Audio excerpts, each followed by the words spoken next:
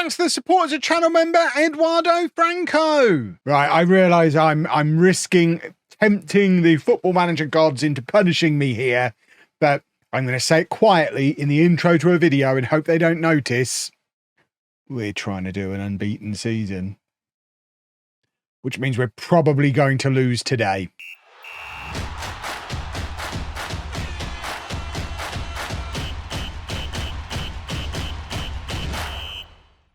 Hello, welcome to Club 3, Part 11 of Non-League to Legend. I'm Kevin. Coming up on today's episode, we're doing the whole of the January transfer window, mainly because I don't expect to do much in the way of transfers. We play rivals Arsenal right up top at the start of the window, and then we'll go all the way through to the end of the window and show you the Newcastle match, as they're also title and Champions League rivals for us. All the stuff in between, I'll do off camera. Since you were last with me, we have maintained our unbeaten record in the league and the Champions League. We did get knocked out of the EFL Cup by Manchester City in the quarter-final. It's the only defeat we've had this season.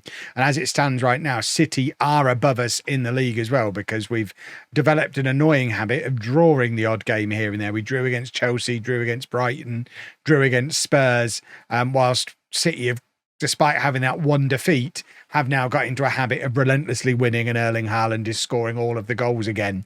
So we need to find a way to deal with City. The Champions League is looking a lot rosier. We are top of that. But again, Man City hot on our tails there as well. They are going to be the problem for us this season, but we don't have to face them during January. So that's jolly nice. As far as transfers actually go, we've already had a couple of players who've left as soon as the window opened.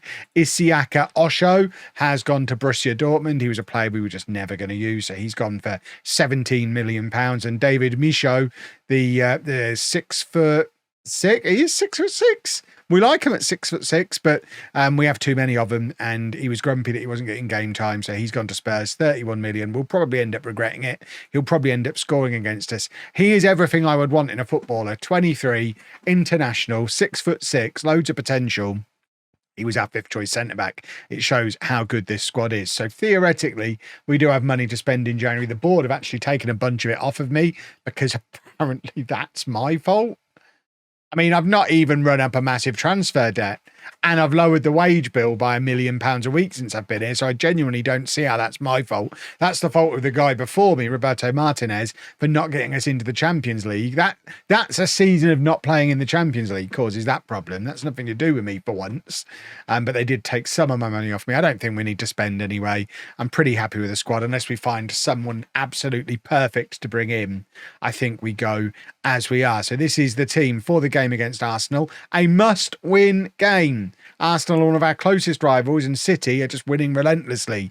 So it's Canizares in goal, a back four of Eketsi, Scalvini, Mamishi and Everton Antonio. Steve at the base of the midfield with Gavi and Ireland ahead of him. Gavi has kind of established himself as the starter alongside Ireland now. He's a couple of years younger than Larson and a little bit more versatile, a little bit stronger in the tackle as well, so can do the playmaking stuff whilst also kicking people, which is quite nice. Van der Winden on the left, Muniz on the right, and Elunga up front. This, I think, is my strongest 11.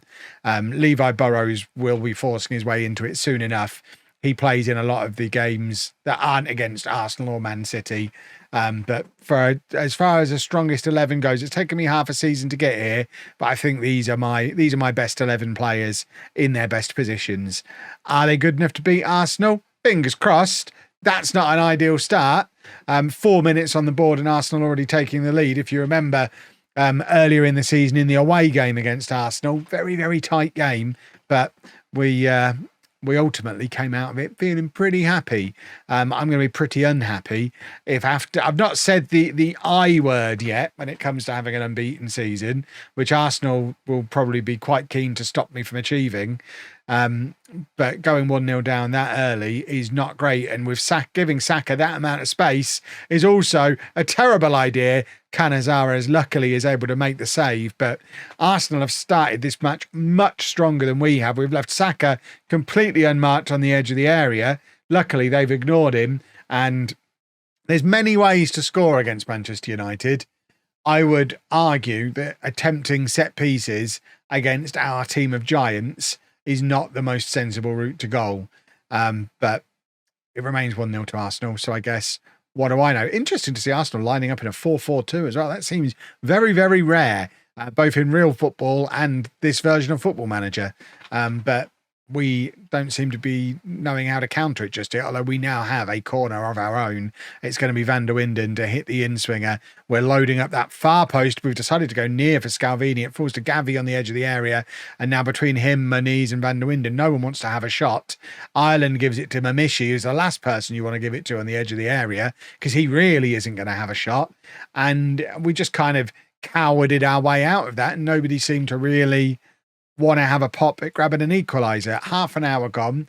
We're offering some encouragement to the boys. We're not demanding more just yet, but Arsenal absolutely shutting us out with this 4-4-2. We're not able to get anything going, including corners. We only had 2 corners. How are we supposed to live in a world where we're only getting 2 corners in a half? That's been a disastrous first half. We're going attacking. I mean, do we just line up with a 4-2-4 of our own and just fight fire with fire? If they're going to 4-4-2 us, we'll get 2 strikers on as well and see how long they can cope with a front 4 without holding midfielder on the pitch. I would suggest not very long. We'll give it 10 minutes and then we're sticking another striker on. Hendrick has been in great form and I'm sure we'll very much enjoy playing alongside Ilunga. Everton, Antonio trying to get the cross in, looking for Ireland. Bazunu is able to pull it out of the sky though, and it remains 1-0 to Arsenal, and we're trying to hassle Bazunu a little bit in goal for Arsenal, but unfortunately not able to. Mamishi wins the header and Ireland wins it back, and Ilunga he should have scored. He's not even forced a save out of the goalkeeper. This is not going to plan at all. We're tactical changing. Right, Moniz needs to come off. This isn't really a system we've ever really used at Man United either. But I think we're gonna do. We're not even gonna. I think we'll drop Gavi back. We'll do something like this, and then we're going to bring Hendrick on alongside Ilunga, and have both of those two up there causing problems. Yeah, we can do something like that. And I think we'll even have him do that and then maybe have him be the playmaker. I mean, it screams we don't want to lose a football match. We'll take off Moniz as well, who's not having the best of game again in front of Eula and is tiring. I think I'm going to bring on Garnacho. Have a proper winger. Now we've got some proper strikers. I was tempted to bring on Heilbronn. I think in the circumstances it was probably had to be Garnacho or Lacey. And let's see how they can cope with us playing with 2 strikers. We've not liked them doing. Is this the return of 4-4-2 to the footballing world off the back of one match? Scalvini to Garnacho, and it's the inside of the post. Oh, it was so close. Now we demand more. Come on, we've got to do better than that. Garnacho almost making an immediate impact. And Arsenal still just sat there comfortably in their 4-4-2. Scalvini is there! And there is the equaliser. It took us 5 minutes from the tactical change. To be fair, it's come from a set piece, so I don't know how much you can give to the tactical change, but I'm going to call myself a genius. You don't often see me fiddle with tactics in the middle of a match, but Arsenal had just absolutely cancelled us out, and now we've got some tired legs. I'm tempted to just go back to our normal system now. We've got so many tired players. Right, Ilunga's going to come off. We are going to bring on Are we going to bring on Heilbronn, or do we bring on a midfielder here? I think we bring on a midfielder. We've given them 10 minutes of this. I think we bring on, who have we got? We've got Sudakov sat there on the bench. It seems sensible to get him on. He can, we'll have him play as the playmaker. And we'll just go back to, we'll drop to positive as well. Arsenal aren't creating anything. They just are shutting us out. And we've decided not to let them shut us out anymore. Let's get Burrows on at the base of the midfield. So we've got 6'6" Burrows on the pitch, which is going to be handy for corners. And Ayala can come on at left back. So if we do have to go more attacking again, we could go with Hendrick and Van der Winden up front and put Ireland out onto the wing. So we have the option to go back to that 4-2-4 if we need to. But Arsenal not really creating anything. We've been the better of the 2 teams in this second half. But can we find a winner? Because City still got that little bit of daylight ahead of us. We don't want to be dropping points anywhere against anyone. Burrows back to Memishi. And now Memishi finds Everton Antonio, and here's Garnacho, who tries to knock it past his man, but then forgets to run past him with the ball. But Ayala's done well to win the ball back, lays it off to Ireland. Ireland to Garnacho. Sudakov bursting out of midfield. This is what we get from Sudakov, of course, the former Spurs man. And there's Burrows! Burrows has hit the frame of the goal. Levi Burrows almost scored a screamer. We brought him on to be a goal threat. I didn't expect it to be like that. Garnacho's now trying for the long throw. Scalvini is there. Lays it off to Hendrick, surely! How have they kept that out? Oh, that looked like a nailed-on goal for Hendrick.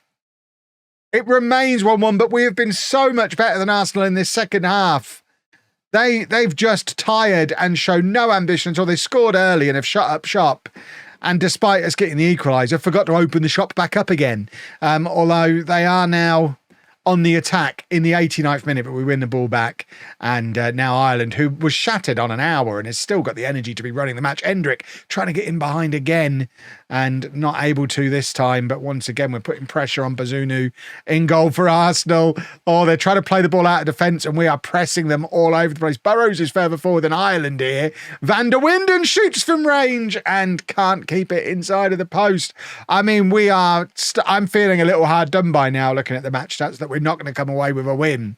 We've maintained the unbeaten record, but that was winnable in that second half. And I'm frustrated that we didn't win it. Right, as per the original plan, we now play through the rest of January, hopefully come out the other side of it unbeaten. If there's any transfers happening, I'll tell you about them. And then we'll be back for Newcastle, who are the other team sat in the top 4 at the moment, the other side of the transfer window. Well, we ended up letting a couple more of the fringe players go out on loans just to keep them happy. Nizinho has gone down to the Championship again for the second year in a row. He's hanging out with Luton this year. And Matthew Gibbons, the right back we signed from Ipswich back in the summer, who's basically become our third choice, has gone to title rivals Arsenal. They're paying all of his wages. It'll be fine unless he scores a goal a game and averages a 7.5. Otherwise, it'll be fine. We did spend a little bit of money. We've got a new backup goalkeeper, Milos Milivojevic, 21-year-old Serbian under-21 international. 3.5 stars of current ability means he's already almost as good as Canizares. And fingers crossed we'll be able to compete with him for that starting spot. Peretz is out of contract at the end of the season and heading to join Al Ettifaq. So we needed a replacement backup keeper for him. And then we've also brought in another wonder kid. Giuseppe Filieri is a 19-year-old Belgian international. He's an attacking midfielder, which we don't really use. He can play as a second striker up front, which we don't really use. We're training him to play in central midfield. It's very similar to what we did with Alunga when he came in. Expect this guy to be our starting striker before too long. We paid for those transfers, by the way, so we got another £36 million for Costa, and then sold some other clauses as well. So we've actually ended the window despite spending money and not bringing any more in, with more budget than we had to begin with, which is super. We now play Newcastle. We are still unbeaten. We dropped points again against Leicester, though, frustratingly. But the Premier League table looks like this. We are back atop it, although Manchester City are level on points with us with a game in hand, but we have a much better goal difference than they do, and we ended up winning the Champions League stage. Do we have the draw for the next round yet? I don't think we do. That'll probably be tomorrow's episode, though, us playing in the Champions League knockouts. So the team for the Newcastle game is Canizares in goal, a back four of Ketsi, Scalvini, Memishi and Everton Antonio, Steve at the base of the midfield, Larson and Ireland ahead of him, Van der Winden on the left, Maniz on the right, Ilunga up front. This is another must-win game. It's February now. We've still not lost. And Newcastle, very much one of the... Are they a title rival? Probably not a title rival. But they were a team pushing for the top 4. Although, since we last looked at them at the start of the transfer window, they've been pushed out of that top 4 by Coventry, who are dragging themselves back up into Champions League contention, which is beautiful to see. We obviously left them with a lovely squad. We stole 2 of their best players as well. I say stole, we gave them 200 million to do a rebuild with. And Coventry, hopefully, going to establish themselves as a Champions League club, which would be super duper. Let's just hope they don't do it at our expense. I don't really want them to be the team that take our possible unbeaten season off of us. Van der Winden plays it across to Larson, and Maniz shoots from range. Still not getting the the Cristiano Ronaldo level performances out of him that I've been hoping for. Hopefully it'll just come with time. His star rating still suggests he's one of the best players at the club, one of the best players in the Premier League. We just rarely see it on the pitch. Although maybe he needs to play as centre forward. Who knows? We'll figure something out with him. Ilunga with a very tame shot that ends up in the hands of the Newcastle keeper there. It remains 0-0. Interesting to see that we're this far into the future and there's so many Newcastle players still there. Livramento, Isak, Tonali. Shows they've actually put together quite a good young team in real life that could stick around for a number of years. Larson gives it to Everton Antonio, who bursts into the area, drills it across goal, and Ilunga is there with his 16th goal of the season to put us 1-0 ahead.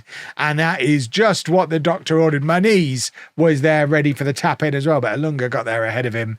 Endrick has kind of had a little bit of a run in the team playing as centre forward lately, but Ilunga back in today and back in the goals, and it's 1-0, and that is, I mean, it's ideal, really. I don't know why Manchester City are not playing matches.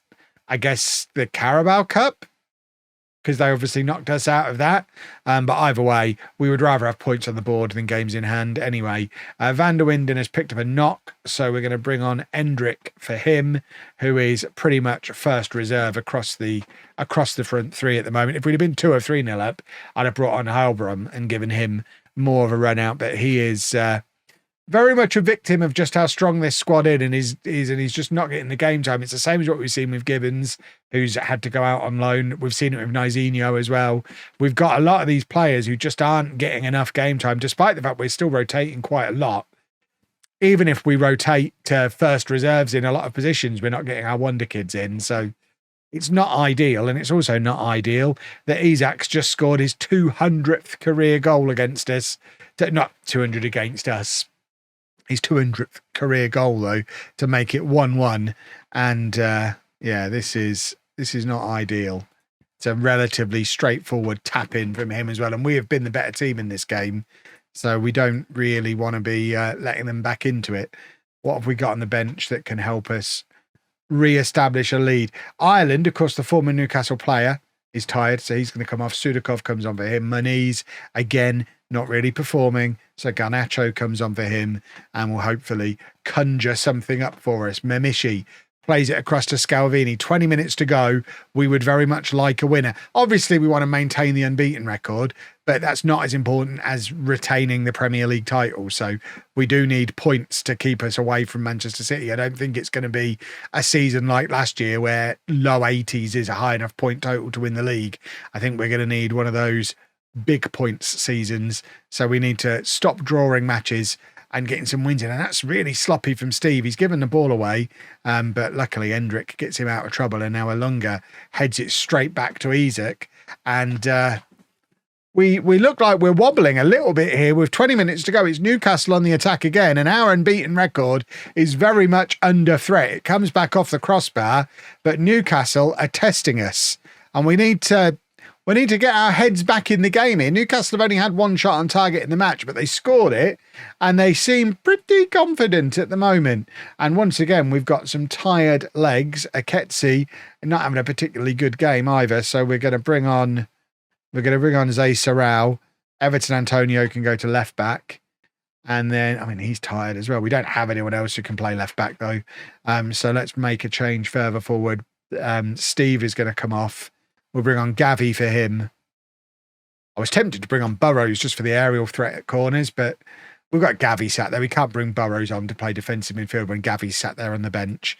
Hopefully he can just protect the defence a little bit more than Steve does and see us over the finish line to at least a draw. But, I mean, City are going to be 1 point behind with 2 games in hand. We could be in a ridiculous situation when we go unbeaten all year but don't win the league, which would be not ideal. Not ideal at all. But remember, the league isn't even the priority this year. It's all about the Champions League. We'll be back with that in the next episode. We don't know who we're playing, but let's go win the thing. If you've enjoyed that, please make sure you leave a nice big thumbs up on there for me. Subscribe to the channel for daily Football Manager videos. And thank you very much for watching.